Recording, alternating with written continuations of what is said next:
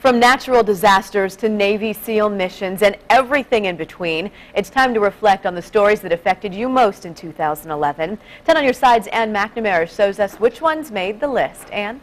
Katie, today's the only day of the year it seems fun to hear yesterday's news, and since all of those days seem to blend into one, we took some time digging through the archives to bring you a compilation of the biggest stories in Hampton Roads in 2011, and here's a look at what we came up with. 2011 started with a warning: zombies in Hampton. Pranksters put the message on construction signs not once, but twice, despite a lock and password protection. Zombies are just a real popular thing now. Some large mass of something caught my eye out the window. You might need it to dodge Shadow the Bear. This Virginia Beach resident got hurt trying. And it was coming right up to you. Yeah. And you were running and you fell and you skinned your knee. I skinned my knee and my chin too. After visiting backyards and even back doors, Shadow found a comfy spot in this tree. Authorities used a tranquilizer and a harness to get Shadow down, but to get the harness on, this brave man gave Shadow a big bear hug. Well, I mean, I was pretty nervous, but my mother would have been really upset had she seen it. So it's very, very likely that we're seeing a tornado out of it. When the pine tree snapped, it took out the corner of my house, snapped off at my porch and went through my truck. In April, a deadly tornado in Gloucester County killed 3 people and injured 60. The EF2 tore an 8-mile path in its way Page Middle School and nearly 200 homes. This woman made it out of hers alive. Her husband did not. I started screaming for Perry, and she cried. And Perry didn't answer me. In May, Virginia Beach-based SEAL Team 6 took out the world's most wanted terrorist, Osama bin Laden. The president and top officials watched from the Situation Room as the SEALs carried out the covert mission known as Geronimo. The al-Qaeda leader was shot in the head.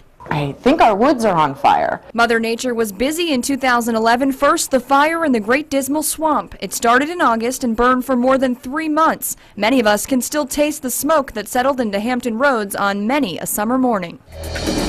We continue to cover breaking news from this afternoon. History made in Virginia, a 5.8 magnitude earthquake. A 5.8 magnitude earthquake gave us the shakes at the end of August, the epicenter in Mineral, Virginia. For many of us, it was the first time feeling a quake, and you rushed to social media to tell us where you were. As you see right there, a swimming pool right here in Hampton Roads. Look at the rumble of that. And who can forget this? I have passed perpendicular.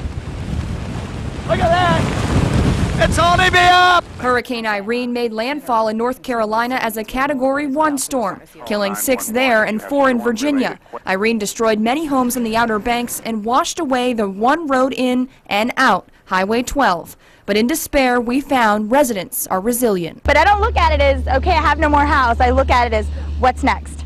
God has something better. And he wouldn't want to leave this earth any other way than how he did. They operate in secret, but we remember their faces as the largest single loss of life in the war in Afghanistan. This August, 30 U.S. Special Operations troops, most members of SEAL Team 6, died in the Chinook helicopter crash. The Taliban took responsibility for shooting the chopper down during a raid.